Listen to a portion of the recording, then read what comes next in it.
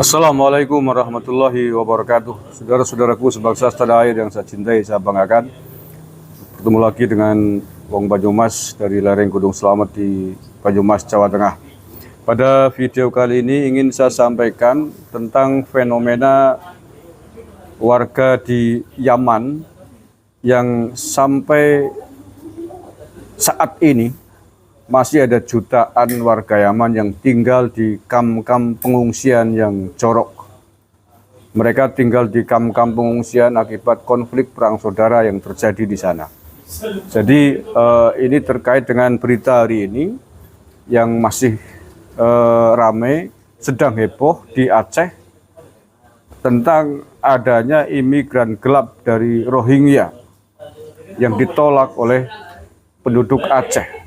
Dan kita sepakat atas penolakan warga Aceh kepada imigran-imigran gelap yang datang dari Rohingya Myanmar. Karena ini membahayakan keutuhan bangsa dan negara. Dan mengapa saya ingin angkat video ini? Agar kita tahu, agar kita sadar bahwa negara-negara yang sedang berkonflik di luar sana tidak hanya Rohingya, tidak hanya di Myanmar. Tetapi sebagaimana yang sesungguhnya sudah banyak tahu bahwa konflik perang saudara juga terjadi di Yaman. Negara yang selama ini banyak diagung-agungkan oleh kelompok imigran Yaman, keturunan imigran Yaman di tanah air. Tetapi sesungguhnya kondisinya sangat memprihatinkan akibat perang saudara yang terjadi sejak beberapa tahun yang lalu. Sampai detik ini ada jutaan warga Yaman yang masih tinggal di kamp-kamp pengungsian yang jorok, hidup penuh dengan kemiskinan, kelaparan. Dan mereka juga banyak mengungsi keluar dari Yaman mencari suaka-suaka. Dan kita harus waspada, jangan sampai kemudian negara ini, tanah air yang kita cintai ini, Indonesia ini, disusupi oleh imigran-imigran dari Yaman. Ya tidak hanya imigran Yaman, tapi imigran dari bangsa manapun. Tetapi teruntuk imigran Yaman ini tentu harus mendapatkan sorotan yang lebih serius. Karena di sini sudah banyak imigran-imigran Yaman yang sudah mapan di tanah air, tinggal berpuluh-puluh tahun sejak dulu datang bersama dengan penjajah Belanda. Nah, kalau kemudian terkoreksi dengan leluhur saudaranya di Yaman, ini berbahaya. Apalagi pernah ada Habib yang mengatakan bahwa tanah Jawa adalah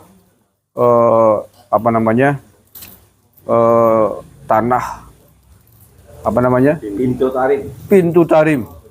Indonesia adalah milik tarim. Ini kan berbahaya. Ini saya ingin menegaskan ini. Walaupun video sebelum ini sudah pernah saya bahas. Ini saya baca beritanya, ini ditulis oleh voaindonesia.com. Judulnya, jutaan warga Yaman hidup sengsara di kamp-kamp yang jorok. Ini berita tahun 2022, artinya belum lama ini. Jutaan warga Yaman hidup sengsara di kamp-kamp pengungsian di tanah air mereka sendiri menyusul perang yang berkepanjangan. Salah satu yang paling menyengsarakan adalah mereka tidak memiliki akses ke toilet dan kamar mandi. Bayangin, jutaan orang tinggal di tenda-tenda pengungsian tapi tidak punya toilet dan kamar mandi yang memadai. Paling teletek berarti. Saif al-Din Farah dan keluarganya yang terdiri dari 9 orang melarikan diri dari rumah mereka di kota Harat hampir 5 tahun yang lalu. Mereka mengungsi ke pinggiran kota Sana karena ingin menghindari bentrokan kekerasan antara kelompok pemberontak Houthi dan militer Arab Saudi di perbatasan utara Yaman dengan Arab Saudi. Tahun demi tahun berlalu, hanya kesengsaraan demi kesengsaraan yang mereka hadapi. Mereka memang berhasil menghindari kemungkinan terluka atau tewas di kampung halaman mereka, namun kini terjebak di tempat penampungan yang sangat menyengsarakan. Farah dan keluarganya terpaksa tinggal di kamp pengungsi yang dari hari ke hari semakin penuh sesak, semakin kotor, dan bahkan makin berbahaya. Salah satu hal yang paling memprihatinkan adalah ketidaktersediaan toilet dan kamar mandi. Kami adalah kelompok rentan yang tinggal di kam-kam tanpa toilet. Setiap orang, termasuk anak dan perempuan, tidak dapat buang air besar setiap saat dan tidak dapat mandi. Beberapa dari kami, terutama perempuan, terpaksa buang air besar ke dalam kantong plastik di dalam tenda. Kami membutuhkan toilet karena aman bagi lingkungan dan kesehatan, tetapi kami tidak memiliki apa-apa. Toilet sangat dibutuhkan untuk kelompok rentan ini.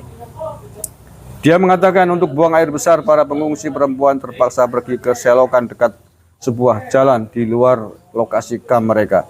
Itu pun terpaksa mereka lakukan hanya pada malam hari, mengingat begitu terbukanya tempat itu.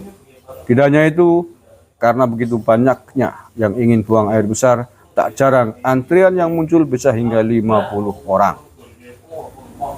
Jamal Ali Otman, seorang pengungsi lain, menyuarakan keprihatinan serupa. Kami tinggal di sini tanpa kamar mandi. Lelaki mandi di luar ruangan, sementara perempuan mandi di dalam tempat penampungan.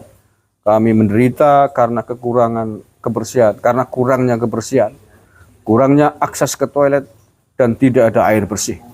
Kondisi ini menyebabkan penyebaran penyakit seperti kolera, campak, kulit gatal, dan kudis, katanya. Situasi yang lebih memprihatinkan dirasakan mereka yang lanjut usia, seperti Matarah Ali yang sudah berumur di atas 70 tahun. Ia tidak memiliki anak dan terpaksa hidup sendiri di kamp pengungsi. Saya tinggal sendiri di sini, suami saya masih di Hodedah.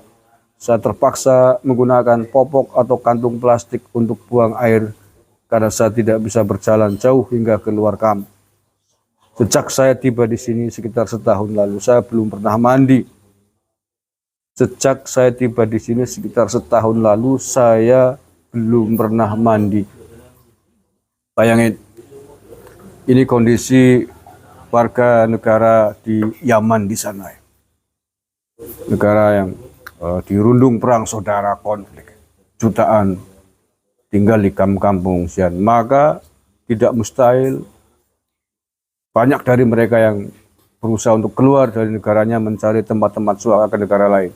Dan kita wajib hukumnya untuk waspada, pemerintah kita wajib hukumnya untuk waspadai adanya penyusup yang ikut mengungsi, ikut rombongan dengan imigran gelap dari Rohingya. Faktanya mereka bisa dengan mudah bisa sampai di daratan Aceh. Ini PR besar bagi pihak keamanan teritori militer kita untuk mewaspadai setiap pantai-pantai, setiap perbatasan wilayah, dan sampai ada imigran gelap dari bangsa lain masuk ke bumi Nusantara demi keamanan. Malaysia 100.000 imigran gelap dari Rohingya sekarang kewalahan menghadapi mereka. Mumpung belum banyak di Indonesia, di Aceh, kalau tidak salah jumlahnya baru mencapai 1.400-an orang. Dan fakta terakhir, ternyata mereka yang hari ini sudah diketahui terdapat penyelundup yang bareng dengan imigran dari Rohingya. Maka sekali lagi kita harus waspada, kita tidak boleh kecolongan, laut kita harus dijaga dan ketat, jangan sampai ada kapal-kapal asing merapat tanpa izin. Terima kasih, kurang lebihnya maaf. Assalamualaikum warahmatullahi wabarakatuh.